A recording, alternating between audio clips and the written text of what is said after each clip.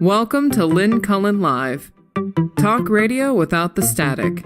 Email your questions and comments to lynncullenshow@gmail.com. And now your host, Lynn Cullen.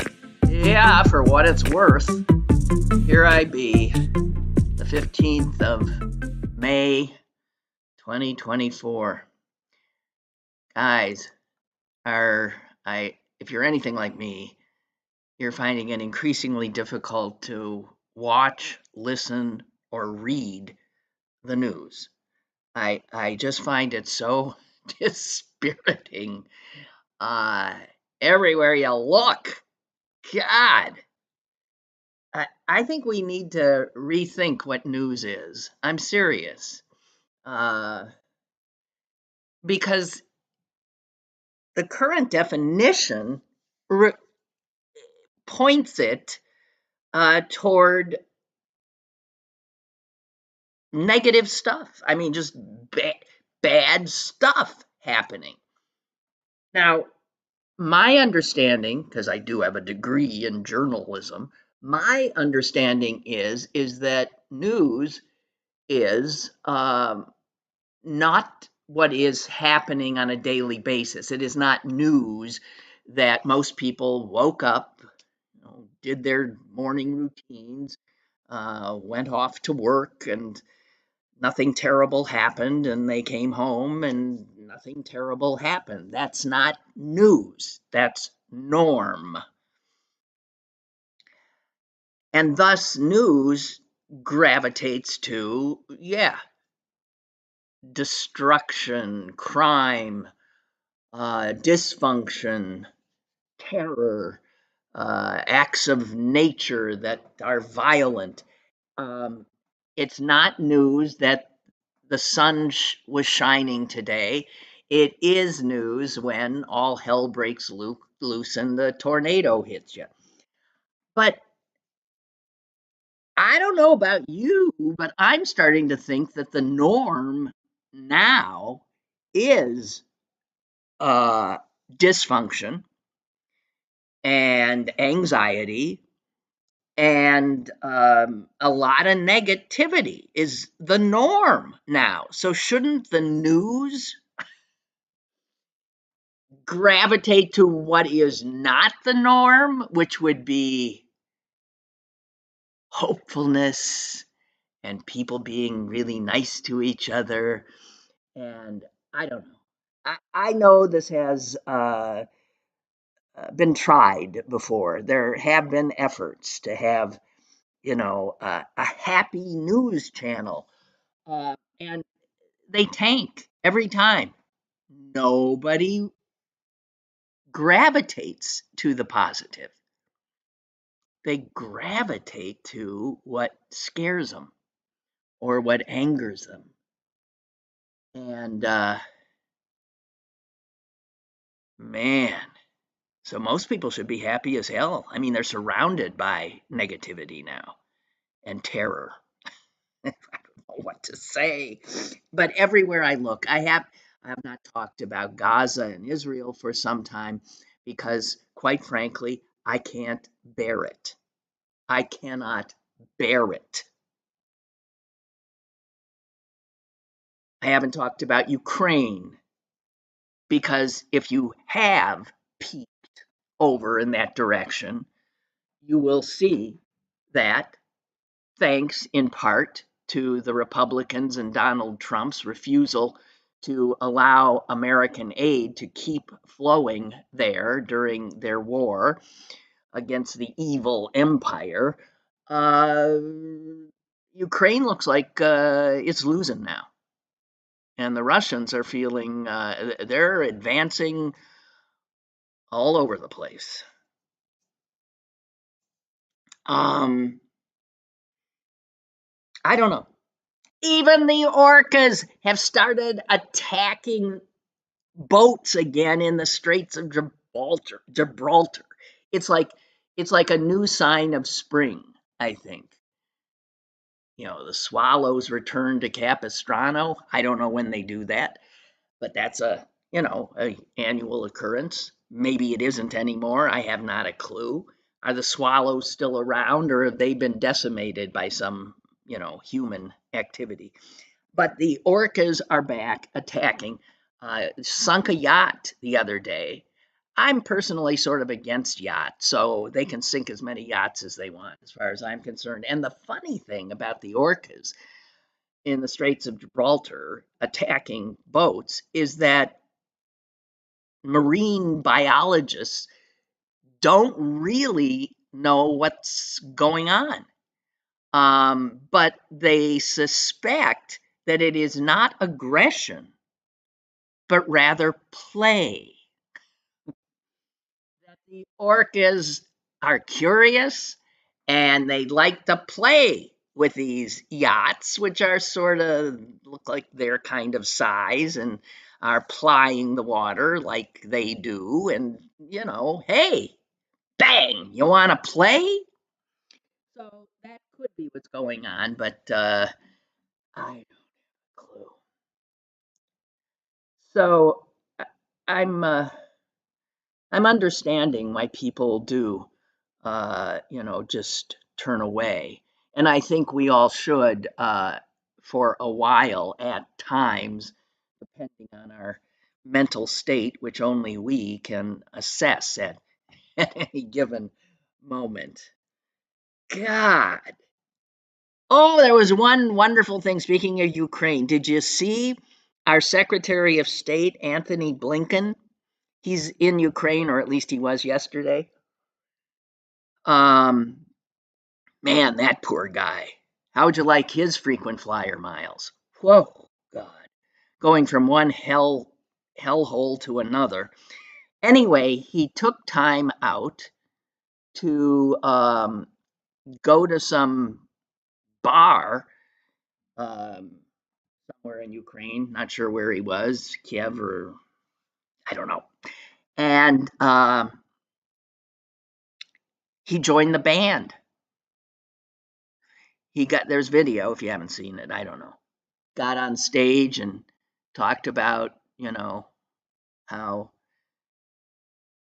the free world was with the Ukrainians and blah, blah, blah, blah, blah, blah, blah. And then, damn, he started strumming a guitar and broke out into Neil Young's Rockin' in the Free World, which is an apt, yeah, I mean, it's apt. And the guys around him were, and he was singing it. And it turns out, I did not know this, that he apparently, yeah, has some songs out on Spotify. Anthony Blinken. Every time I see his name, I can't help it. Do you do this too? Wink and blinken and nod. And I'm willing to bet that some political cartoonist at some point has played with that winkin, blinken, and nod.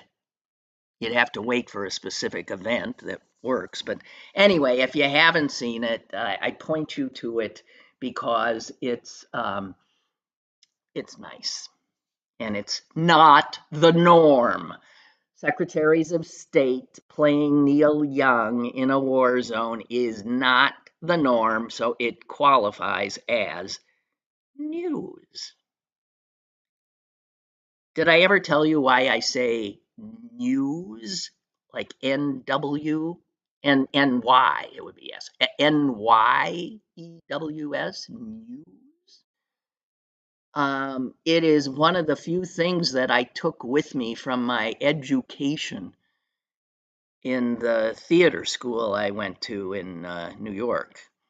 The speech teacher there, who was a piece of work, absolutely insisted that the proper pronunciation, which is another word that gets mispronounced, the pronunciation of news was, for uttered news, and not news, not news. So I don't know. At the time, I was not in the news or news business, but man, I ended up there. And I always said news, which probably annoyed a lot of folks who thought I was mispronouncing it, when in fact I had it on good authority that I was pronouncing it properly. What you are listening to right now is me avoiding uh, talking about the news. Because I'm surrounded. I mean, I got a lot of stuff here, and I'm sorry, this is the case every day now. Everywhere I look, it's like, oh man, I don't know. Let's take a moment to send up a prayer for Michael Cohen to keep his cool and do his job under cross, and you know, get that, what does Stormy Daniels call him? That orange turd? That's not quite right. Get him convicted. However, I'm reminded of the fact that the prosecution has to win over every single juror, and the defense has to win over just one. So that picking a jury is so important. Picking a jury.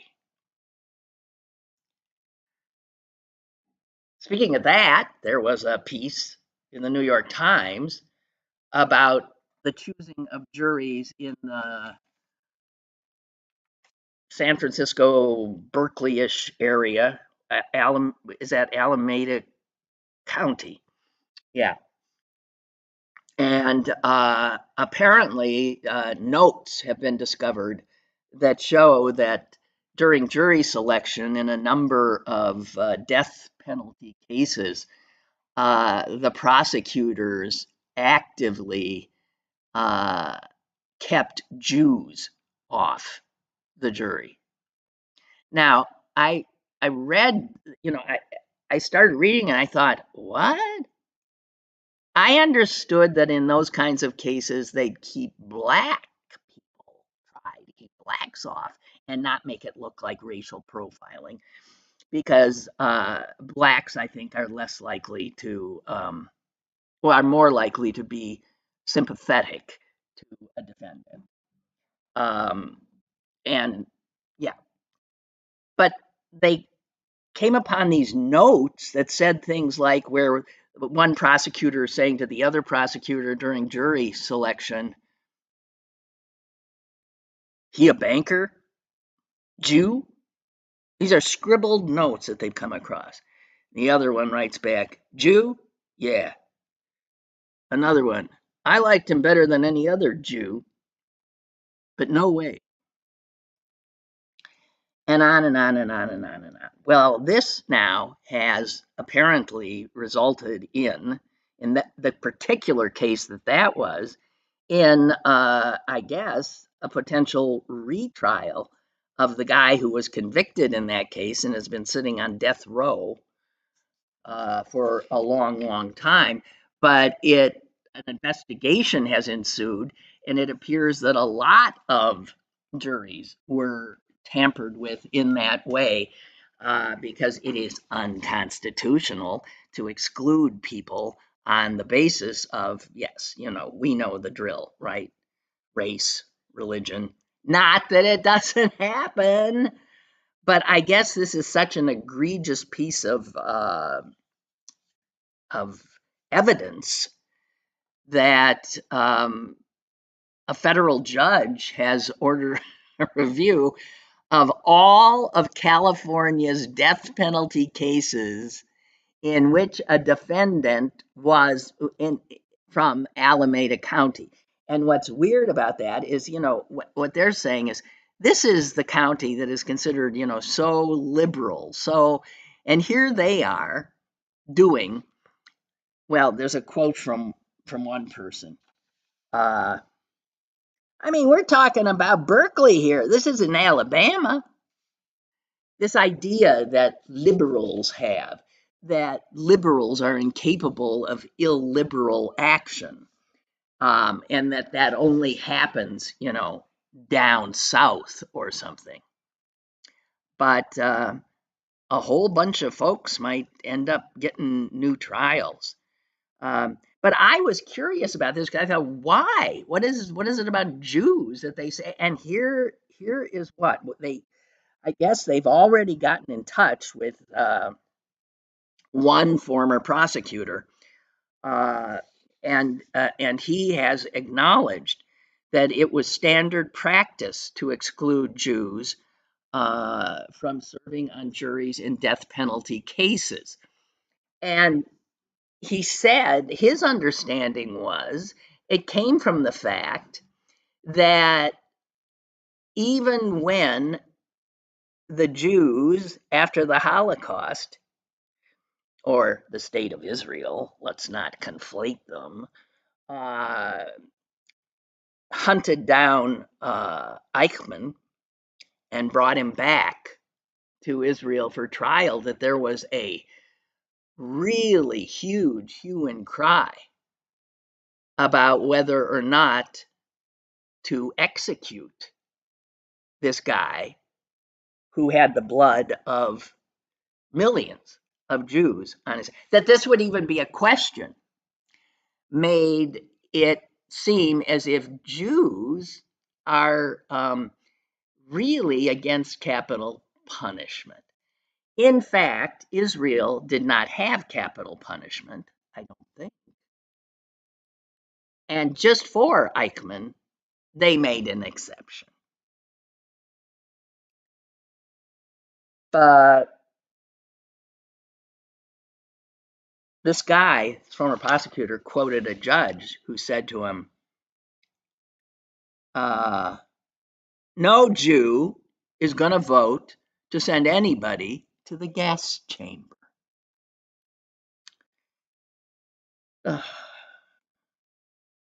So anyway, there's that. And here's another little factoid. California, which you think of as, the West Coast, the left coast, has the largest death row population in the country. There are 640 people on death row in California. Now, they're not losing any sleep because California hasn't executed anyone since 2006, which is a whole other thing, that we have these laws which we fail to enforce, which leads you to wonder, why then don't you get rid of those laws? Because it makes a farce, and it creates this nonsense of sentencing somebody to death knowing full well you'll never do it. So just get rid of the death penalty. Anyway, polls show that yes, indeed, Jews are more likely to be against capital punishment than white Protestants, white Roman Catholics, but Jews are willing to, execute somebody more than most Hispanics and black Protestants. Just saying. That's some information I discovered today.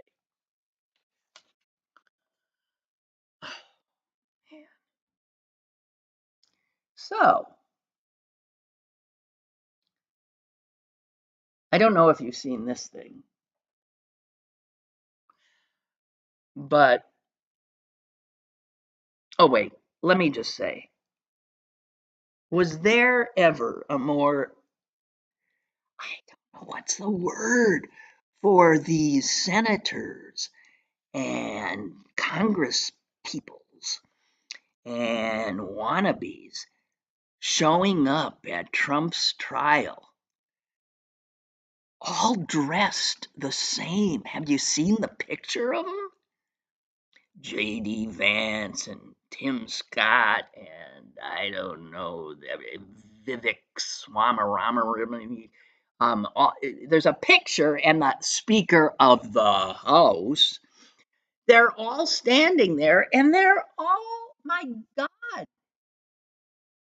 I mean, back when I was in middle school, I remember sometimes a girlfriend would call and say, hey, let's wear our, poodle skirts with the rickrack on them. And we thought it was really cool to, like, sort of have a uniform. These are grown men in positions of power, and they're all dressed in their little Trumpian red ties and white shirts and dark blue suits. And where is their sense of, I don't know, integrity of them? Where is I frightening? That's all I want to say. Man, just frightening.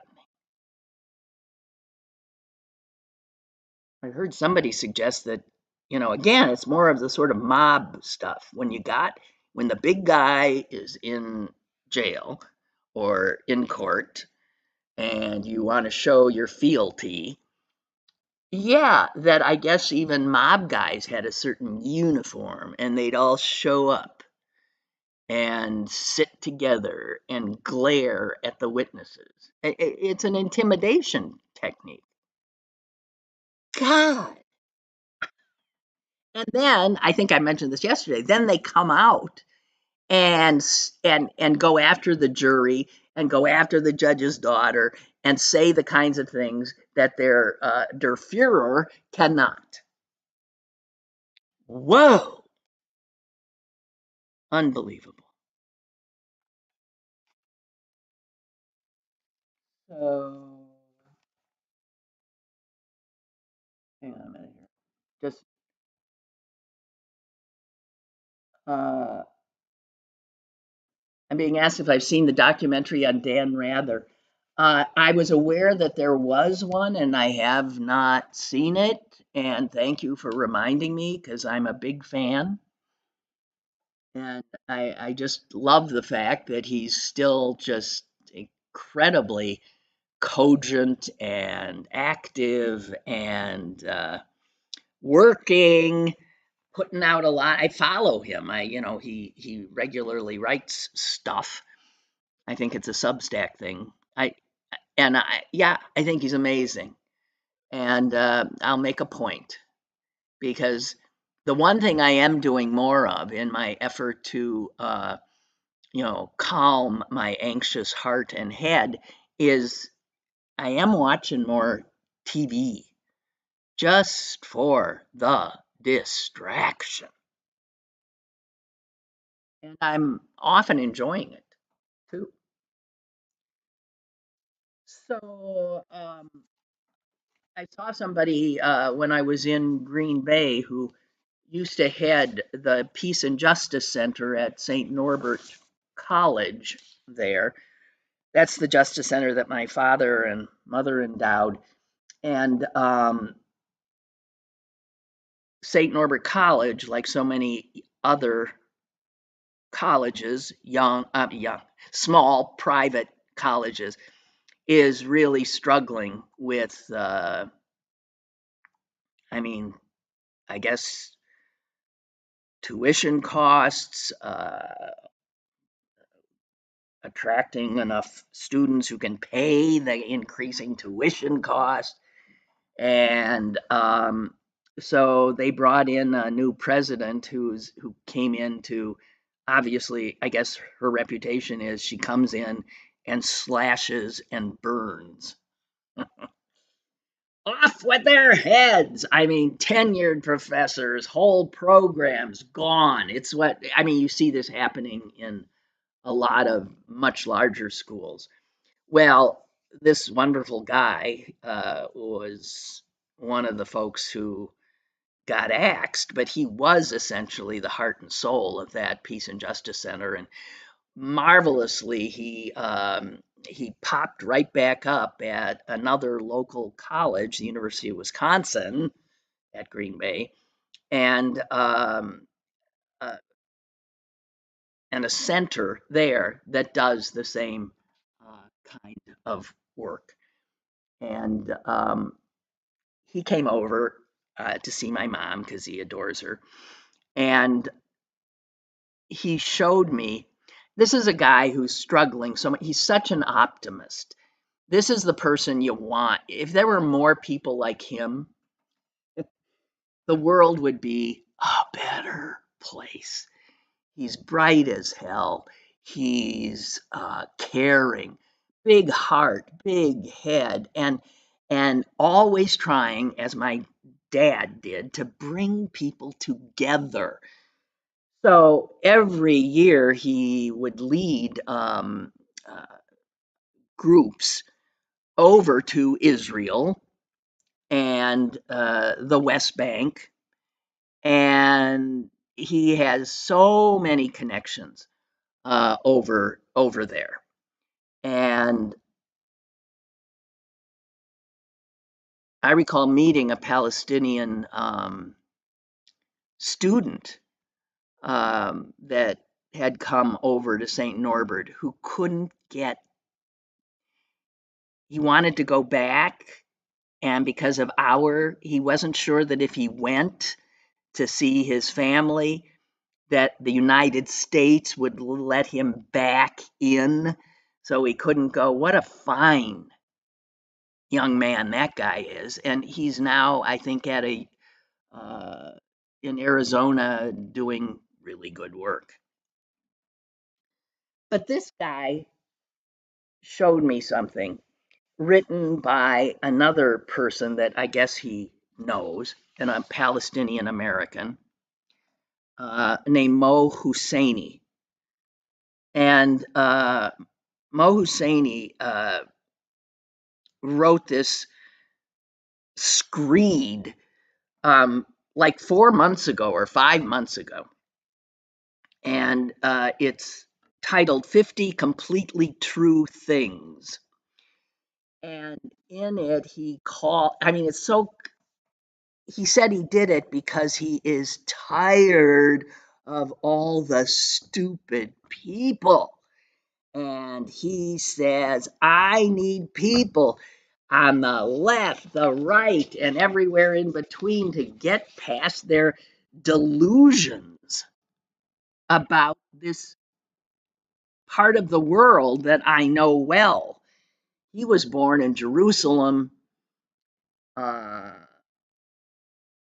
Palestinian Muslim family. He grew up mostly, though, in Kuwait, still has lots of family there. And he's a realist. He is not one of these kids on the campuses babbling about things they don't understand, like free Palestine. Well, a free Palestine under Hamas would not be a free Palestine. Good God. First of all, it would not have any place for anyone who didn't jump when they said jump. It would have no place for LGBTQ. It would have no place for women's rights. It would have no place for Christians, Jews, God knows, and on and on. And there's something so maddening to people who know the area about the stupidity that even, and the fact that it's coming out of, as we keep saying, the elite universities. What the hell does that say about the elite universities? They're putting out stupid idiots, polemicists, ideologues, but not independent thinkers or careful thinkers. So I'm going to share some of what he did. It says is so profane. I was because this is clearly an angry human, uh, and my heart goes out to him because when you do know, uh, when you've lived as a Palestinian in Israel, you know it in your bones, and it is not the cartoonish binary. God, I never said that word before until the last few years, and I'm saying it now all the time, because binary is almost never the case, right? It's either this or it's that. We got these good guys and we got to have these bad guys. It just isn't like that. So let me find this this thing. Okay, 50 complete things. And apparently this thing has taken off. I mean, it's gone viral, but I had not seen it. I only saw it because Bob Pine said to me, and he just says this: I am a Palestinian American who's tired of stupid people. I want to share a list of 50 useful and indisputable facts. Fact number 1: some Jews are shitty and awful people. Fact number 2: some Muslims are shitty and awful people. Fact number 3: some Christians are shitty and awful people. We'll skip here because he's some Arabs, some Americans, some Israelis, some Palestinians are shitty and awful. And then fact number 8, he deviates a little bit: not all Jews are Israelis. Fact 9: not all Israelis are Jews. Fact 10: not all Jews are white. Fact 11: not all Israelis are white. Fact 12: not all Muslims are Arabs. I'll just stop with the fact numbers. Not all Arabs are Muslim. Not all Palestinians are Muslim. Not all Arabs are Palestinian. Not all Palestinians are Hamas. Guys, Texans are not Arizonans, he says. Germans are not Dutch. Palestinians are not Jordanians, and on and on. Where you are born does not actually determine anything about you. Fact number 22: your passport is not your political beliefs. 23: your government is not your morality. 24: not all Jews like the Israeli government. 25: not all Israelis like the Israeli government. 26: not all Palestinians like the Palestinian government. 27: Israeli governments have committed acts of terror and violence against the Palestinian people. Fact 28: Palestinian organizations have committed acts of terror and violence against the Israeli people. Fact number 29: U.S. leaders do things that I don't agree with. 30: Israeli leaders do things that Israelis do not agree with. And Palestinian leaders do things Palestinians don't agree with. Fact number 32: what happened to the Israeli civilians on 10/7 is fucking awful. And Hamas has earned every fucking thing that the Israeli military throws at them. Fact number 33: what is happening to Gaza civilians is fucking awful and not the smartest thing for Israel to do. And some aspects of Israeli military activity may be war crimes, and it doesn't have to be genocide for it to be tragic. Fact 34: you can advocate for Palestine without being a racist anti-Semite. Fact number 35: you can advocate for Israel without being a racist anti-Arab piece of crap. Fact number 36: People like to have sex with each other, and they sometimes procreate with people outside their tribes.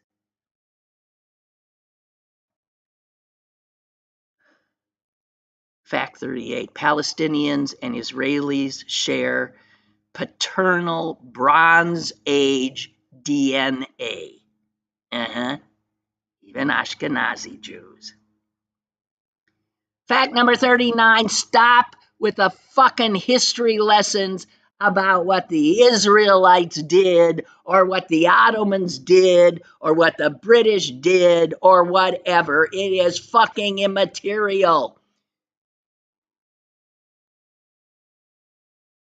Fact number 40, any people who have a right to group together and self-identify as whatever the hell they want to self-identify as. He even says fuck more than me, and I'm cleaning this up now. I'm telling you. That's how angry this guy is. When this group gets large enough as a group, those people then have a right of self-determination and self-respect and a state where they can control their own destinies. Fact 41, whether you like the idea or not, the Israeli state exists. It will also continue to exist until the Israeli people decide they don't want it to exist. Your opinion on this matter, if you're not an Israeli, is effing immaterial. Fact 42. Whether you like the idea or not, a Palestinian state will exist at some point, and it will continue to exist until the Palestinian people decide they don't want it to exist. And your opinion on this matter, if you're not Palestinian, is effing immaterial.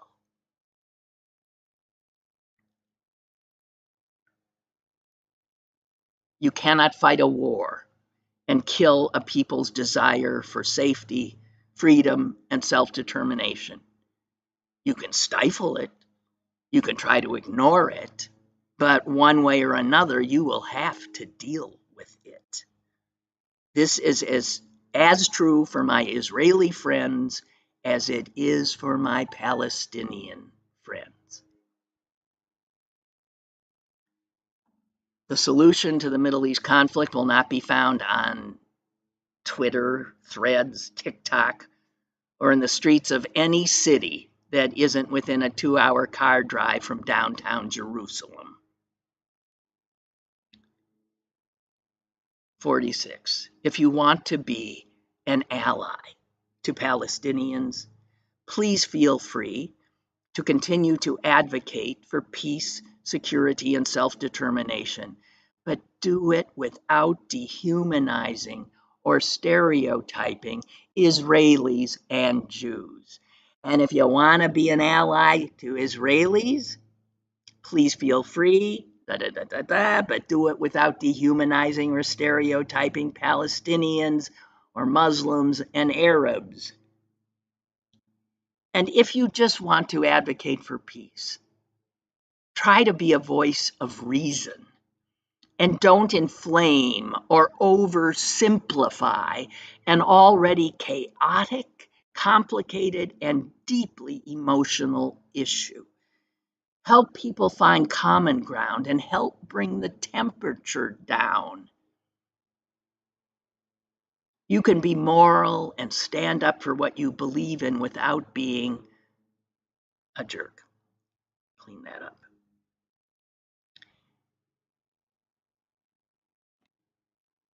And he goes on to, his dream and yeah, sure, it'd be great to have a one-state liberal democracy where, Palestinian and Israeli kids are together and everybody's speaking Hebrew and Arabic and all that stuff. But he says that kind of wonderful future has about as much chance of happening in the near term as I have, and I'm 5'8" and 53 years old, of being a starter for the Golden State Warriors. And then he goes on to say that a two-state solution is the only workable solution. Yeah.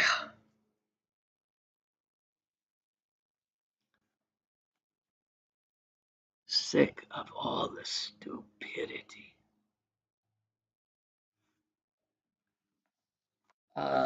Beth writes, Lynn, we need to call the elected officials who attended the trial what they truly are. Whores. Thank you.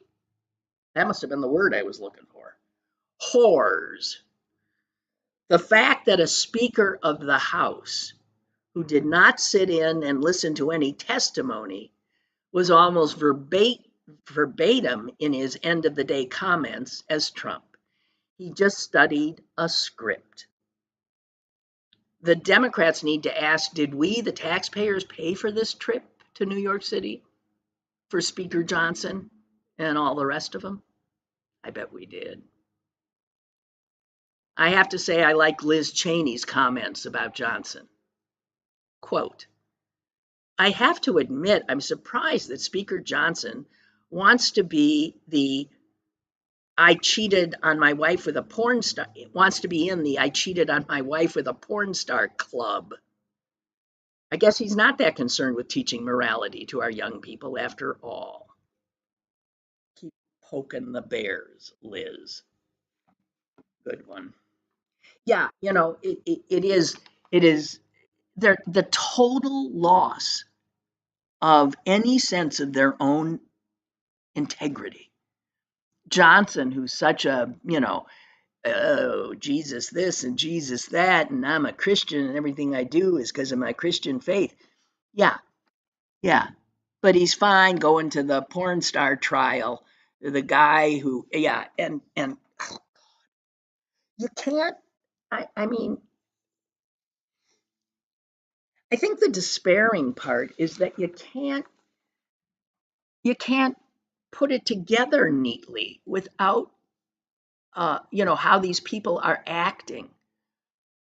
The lack of courage, the lack of character, the lack of principles. Oh, it's easy to spout principles like Speaker Johnson, but living them, that's a lot harder. That's a lot harder.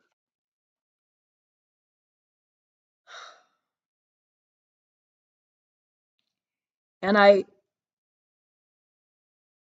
well, I read a column that pointed something out again that I wish these brilliant kids from Harvard and all the others would maybe think about.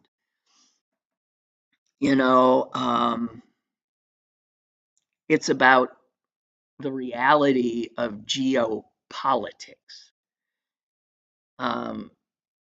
It ain't pretty, that reality. It's never pretty. Countries get in bed with other countries when they have a common enemy, and they go back after maybe that enemy's defeated, trying to kill each other instead. I give you, and this was the point that was made, World War II. Who are we in bed with in World War II? And it was absolutely a necessary alliance without which we'd be, well, I wouldn't be here. Yeah, we'd be goose stepping and speaking German. Yeah, Stalin, who's was as evil an autocrat as you could conjure. He was our ally. Because in the world of politics, geopolitics, you have to be realistic. And we call World War II the good war, but the only reason we won it is we allied ourselves with a monster.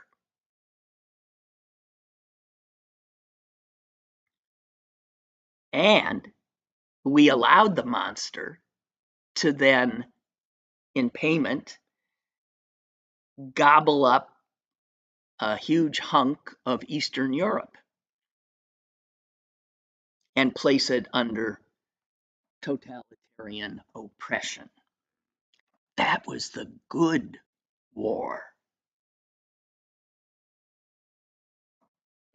And when you're in the middle of a war, it can be very difficult to,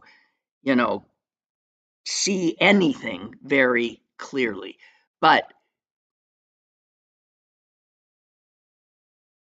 smart foreign policy does not comfortably fit, this is just a fact, with moral certitude. And this is where young people they stumble on this one. Because when you're younger, if you're anything, you are filled with moral certitude. And it's just not how the world works.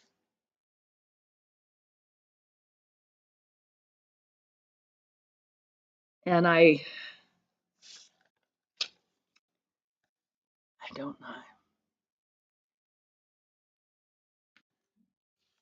There's no absolute moral position in war. Never is. There never is. It's impossible. And the zealots on either side of a war need to remember that. But of course they don't, because then they wouldn't be zealots.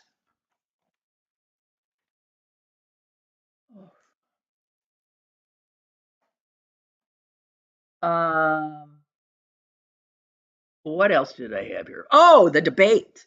So Biden has said, this is interesting actually.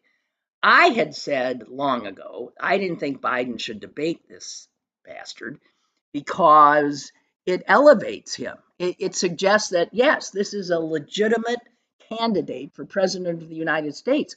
But the Republican Party has done that. So Biden has said, bring it on. And he's suggesting that, and I find this very interesting, that he wants to bypass I forgot what that group is called, the debate, the Presidential Debate Commission or something. It's a bipartisan commission that has handled these debates for, I don't know, maybe the last 20 years or so. I'm not clear on that.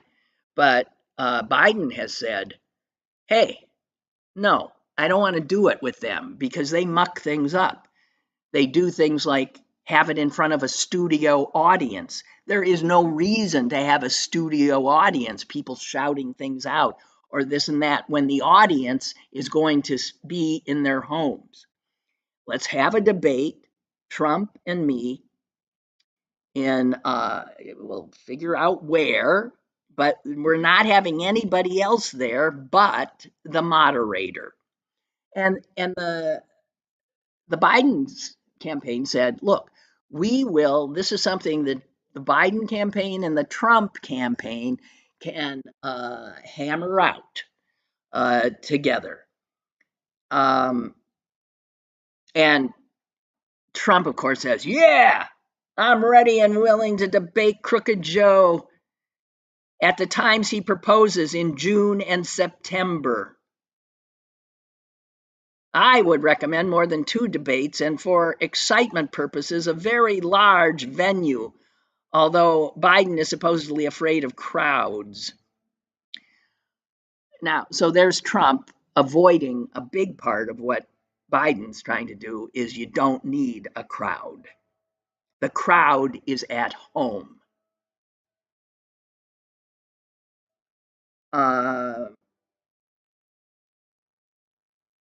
Biden, for his part, said this, if you hadn't seen it. Donald Trump lost 2 debates to me in 2020, and since then he hasn't shown up for a debate. Now he's acting like he wants to debate me again. Well, make my day, pal. I'll even do it twice. Let's pick the dates, Donald. I hear you're free on Wednesdays. That's, of course, when the court's not in session. But I like the idea of bypassing the commission if, in fact, the commission is unwilling to see the intelligence of what they're suggesting. That there's no need for a studio audience. In this day and age, all that does is make it what Trump wants, a spectacle. I hope they're able to agree on no audience and just the two of them. Just the two of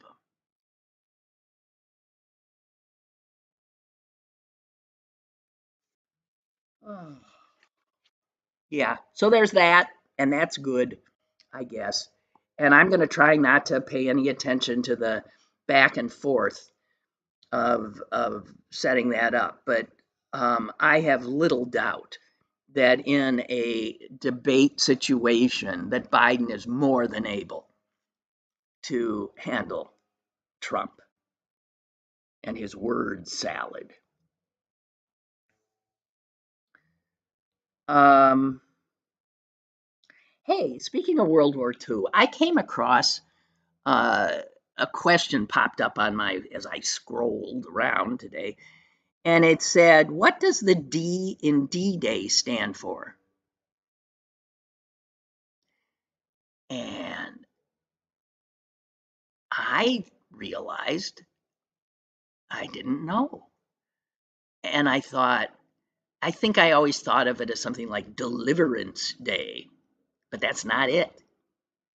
And there's not total agreement on what the D in D Day stands for, but I suspect it is sort of the correct answer is a little disappointing. Yes, the D stands for disappointing because it turns out that the military, uh, in its communications, began using the word D to stand in as day and the letter H for hour. So that there are a lot of things if you're looking through it there, or they had plus or minus signs. It was a way. So D, day, actually it just means day. The D means day, which is disappointing. And here is some guy, a historian at the World War II Museum. He says it simply signifies the day that the invasion will play. Now, granted, there's not a date on it, but you don't have a date because you don't want anyone knowing what the date is. Other people have said, including Eisenhower, who was the supreme commander, of course, of the Allied forces uh, in that operation. Um, he apparently said that when asked, if anyone, I guess people are saying, what is the D Day? What does that mean? And he told his executive assistant to say, any amphibious operation has a departed date. Therefore, the shortened term D Day is used. In fact, there were multiple D days during World War II, and other single letter designations were used as well, such as M Day for mobilization. Oh no. Anyway, there's that. The French will tell you D Day, the D stands for disembarkment, but we know that is definitely not.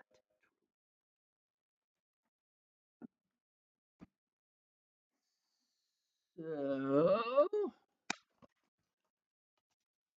Michelle Goldberg I mean, this is like, shooting fish in a barrel. Went after uh, the cruelty that is part and parcel of the Trumpian party.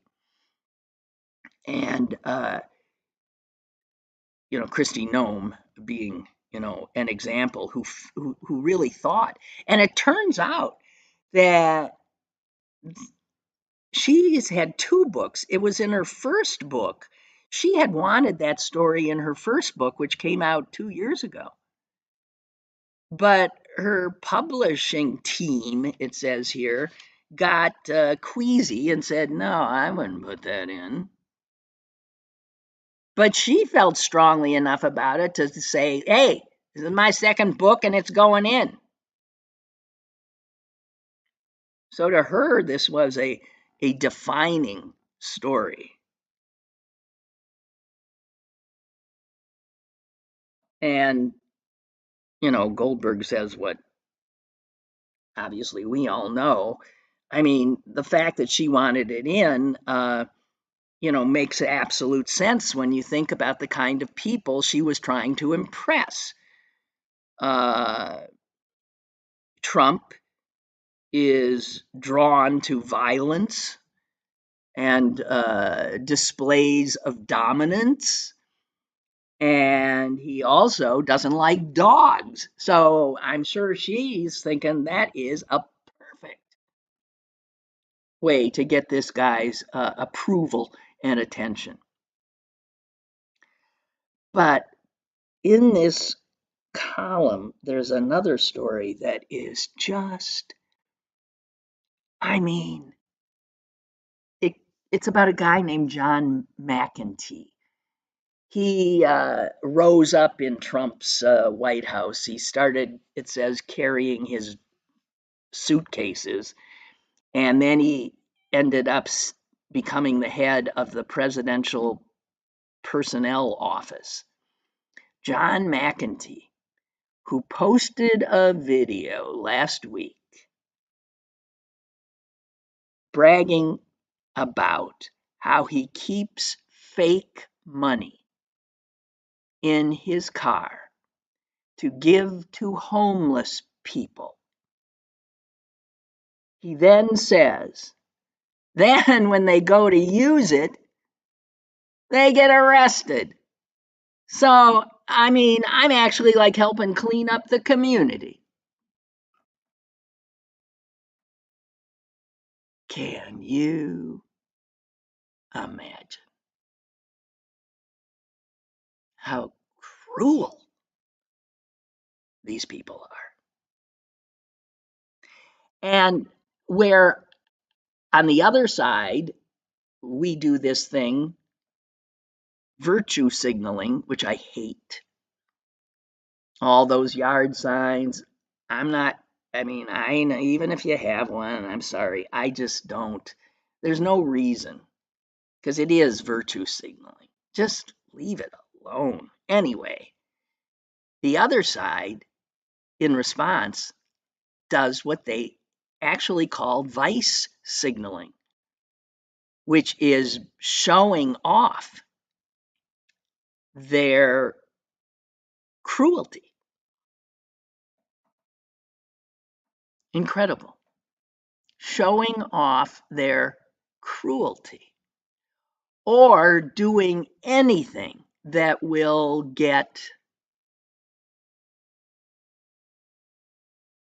a person like me upset. Owning the libs. So this is interesting because I then found out I was on part of my travels last week. I found myself behind this sort of, it was a big truck, but not a semi. And it was, every time it was spewing out absolute black smoke. I thought, gee, something must be wrong with it. Just black smoke. But here in this column, I see what it could have been. It's called rolling coal. It is when you modify a diesel engine to make them belch dark exhaust. And it's done simply to trigger people like me. Wow, that is vice signaling. Oh, what a pretty pass we've come to. Well, I think that's it for me. My quote of the day I leave you with by Dorothy Parker. If you want to know what God thinks about money, just look at the people he gave it to. Yep. That's it for me.